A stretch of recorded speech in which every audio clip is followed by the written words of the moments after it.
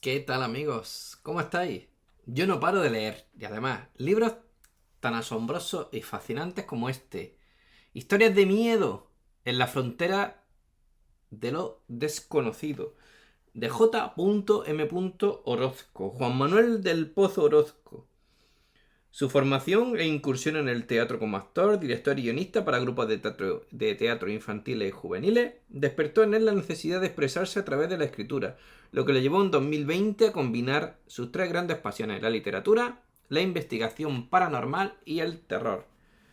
Publicó su primera novela, El asesino de los pájaros, en octubre del 21, una obra de terror psicológico, seña de identidad y estilo predilecto del autor.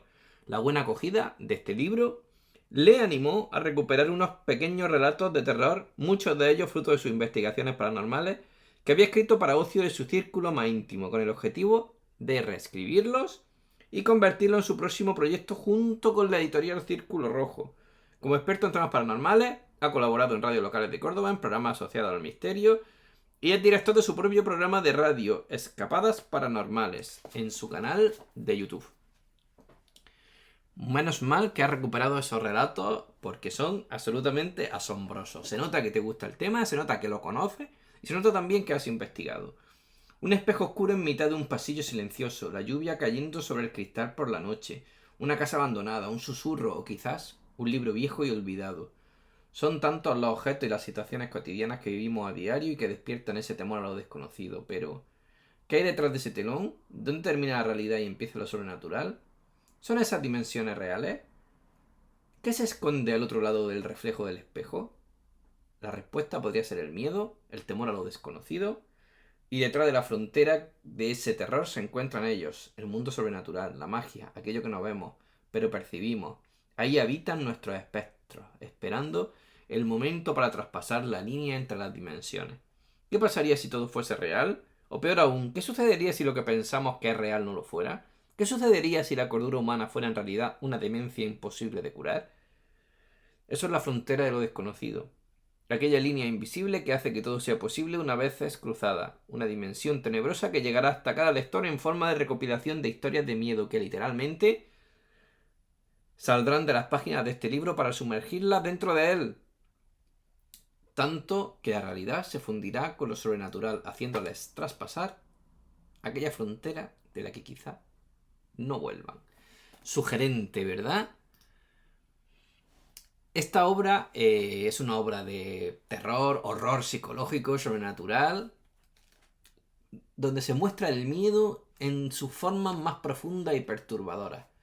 Es una colección de relatos que abarcan desde el terror existencial hasta el gótico, el macabro, retorciendo, creo que es la palabra adecuada, retorciendo la frontera de lo que percibimos como realidad y desafiando al lector a enfrentarse con lo desconocido.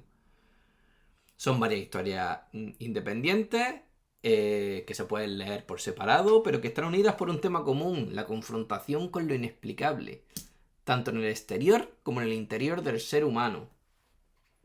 Cada relato es, sin duda alguna, una dimensión distinta del miedo, con claustrofobia, paranormal, locura, muerte, remordimiento. Hay de todo en esta obra magnífica. Son pequeñas piezas maestras del terror. A mí algunos de estos relatos me ha recordado a un capítulo de Expediente X. Es curioso, tantos años después. Eso, sin duda alguna, es porque está muy bien hecho este libro, con esa portada tan sugerente. Algunos relatos son psicológicos, como la historia de un hombre que queda atrapado en un sueño interminable donde sus temores más oscuros cobran vida. Hay otros sobrenaturales, como el de, incluso angustiosos, como el de ese ataúd que encierra más que un cadáver. Como digo, cada historia independiente está diseñada para mantenernos caminando por el borde del abismo, giros inesperados y brillantes,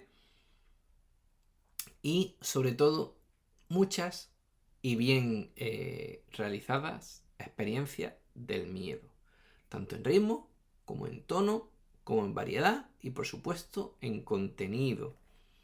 Los personajes hay de todo, desde individuos comunes que se enfrentan a situaciones extraordinarias que no pueden comprender, hasta figuras marginales cuyas psiques dañadas reflejan la fragilidad humana.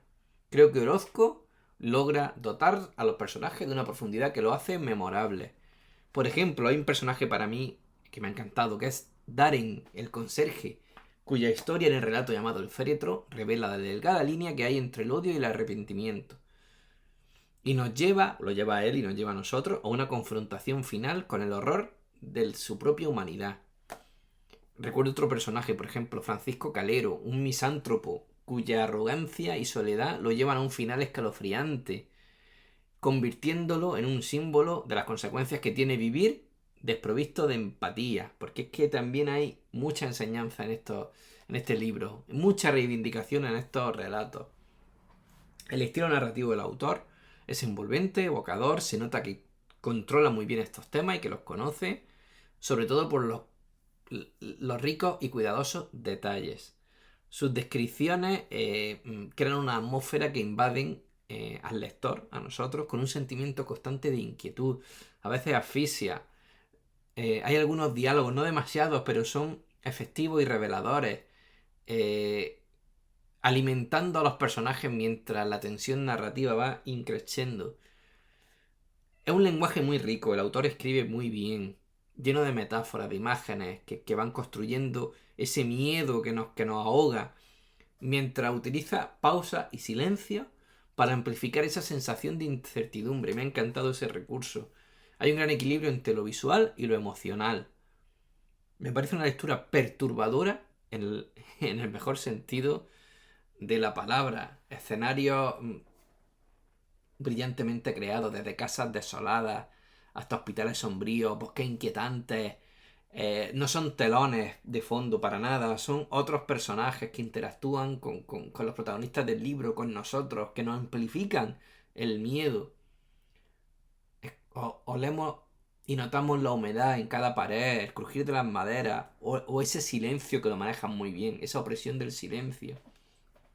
Un ejemplo sobresaliente es el relato final, el relato del hospital, donde las luces intermitentes, los pasillos desiertos, creo que es una extensión más de tu forma de escribir tan fantástica, de lo que nos quieres transmitir, y has creado una obra maravillosa, entretenida, que a pesar de ser relatos independientes, no podemos dejar de leer. Creo que es un gran homenaje al género de terror, a reflexionar sobre la naturaleza del miedo.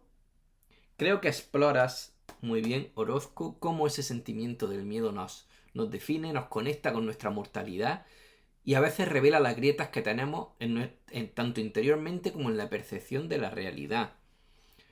Creo que muchas historias son un espejo, un reflejo de la ansiedad humana y nos dejas preguntas en la mente como por qué o cómo es que es tan frágil nuestra cordura y cuáles son los límites del ser humano. Me parece un libro muy redondo, prosa envolvente, personajes redondos, complejos, con un dominio total del género, para amantes del terror clásico, del terror psicológico e incluso de las nuevas tendencias del terror actual. Me parece un libro imprescindible para los amantes del género como yo y he disfrutado mucho con él. Me encanta. Enhorabuena y gracias por confiar en Círculo Rojo.